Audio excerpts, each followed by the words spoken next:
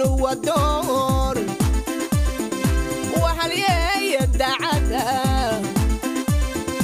هوين كان ودور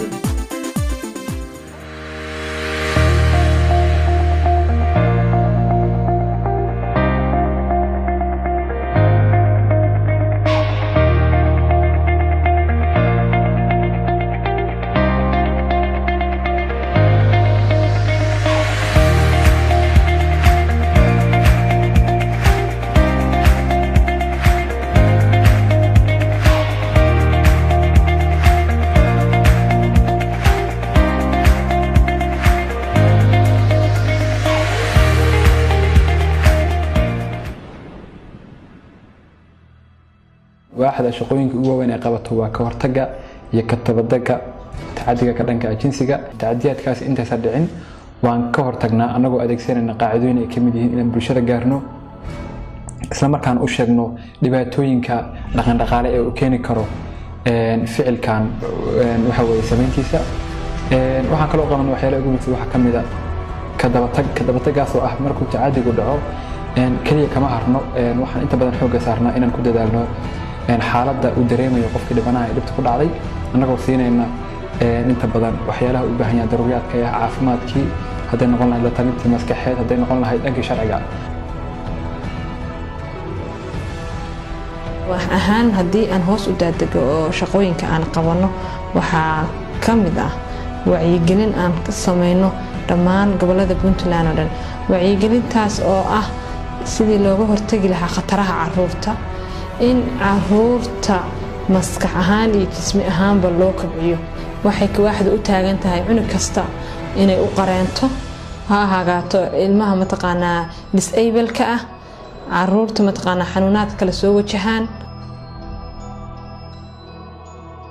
waxaan waxay qabataa dhammaan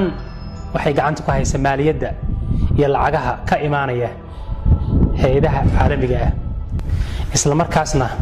waxay gacanta ku haysaa dejinta miisaaniyadda wasaaraddu leedahay iyo kharashaadka wasaaradda oo dhan ayay gacanta ku haysaa waxdeedu waxay ka kooban tahay saddex qaybood qaybta logistikada qaybta shaqada iyo shaqaalaha iyo qaybta xisaabaadka accountingka ay ka kooban tahay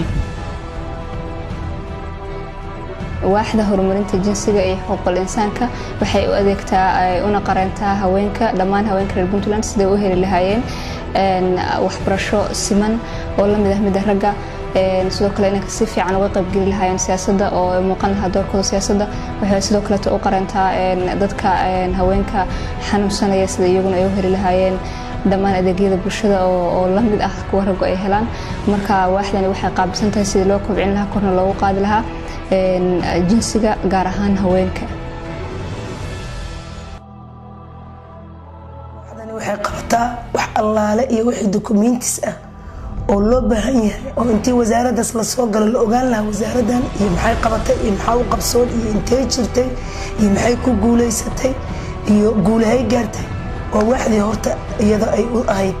keepinka oo intaasoo report keeping garaysa waaxdan waxay kaloo qabataa wax allaaliyo wixii qorshe ah oo la qorsheynayo qorshe shaqo ah mid dhow iyo mid dheerba waaxda qorsheysa waaxdu waxay kaloo qabataa wax allaaliyo wixii tababaro ah oo ama shaqaalo lagu tayeynayo ama lagu tayeynayo wadaagta wasaaradda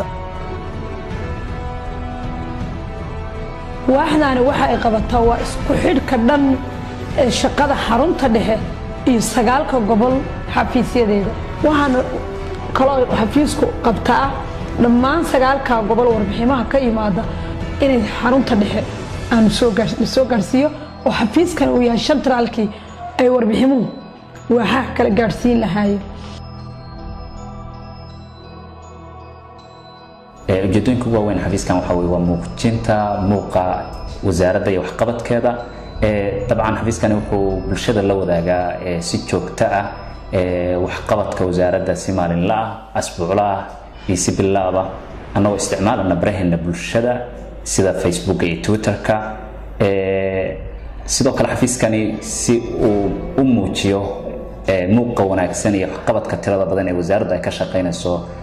wuxuu ka shaqeeyaa soo saarista warsidaha waxqabadka wasaaradda lagu muujinayo waaxdani waxay qiimeyn iyo kormeer ku samaysaa dhammaan qaybaha kala duwan wasaaradda horumarinta haweenka iyo arrimaha qoyska iyadoo u hirgelayso qaabkii mashaariicda u fuleen nidaamkay u fuleen iyo meeshii goobihii loogu talagalay inay gaareen in kale sidoo kale waxay ku samaysaa kormeer dhammaan gobolada Puntland waaxda waxay soo saartaa riboodkaasoo joogto ah bil kastana soo baxa